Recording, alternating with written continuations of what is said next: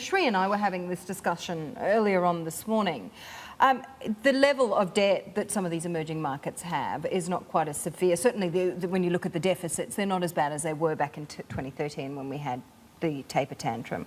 But what we do have is continuing to rise corporate debt levels, and as Shri pointed out earlier, household debt levels as well. I mean, these two situations haven't necessarily improved, and in fact, in some cases, they've worsened.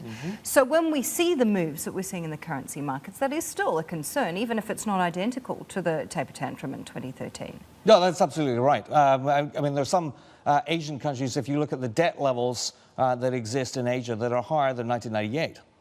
Forget the taper tantrum. Yeah. So there is a potential concern there, but again, it's very country specific.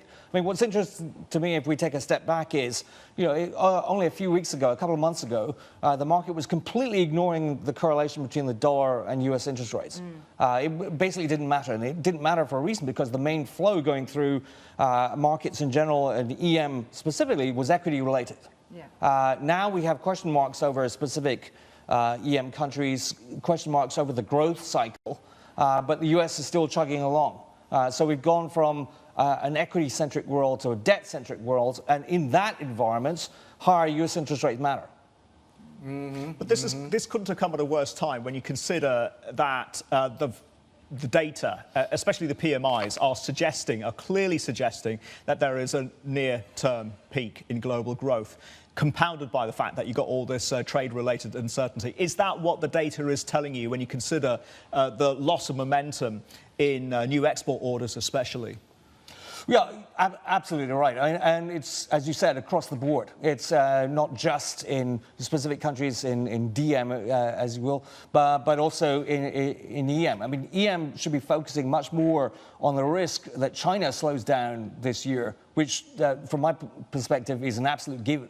I mean, China has told us that they will focus on the quality of growth. Is that externally driven? No, it's domestically driven. They will focus on the quality of growth rather than the quantity of growth. I mean, Xi Jinping said that at the 19th Party Congress, and they said it again at the National People's Congress. So that is going to happen. The only question is by how much. When we see that, as China focuses on, as I said, the quality of growth on the bottom line rather than the top line, if you will, from a balance sheet perspective, then that is going to hit EM exports to China. We haven't seen that yet. But for the world as a whole, the big question is this a late cycle end, or is this a mid-cycle pause before another spurt of growth?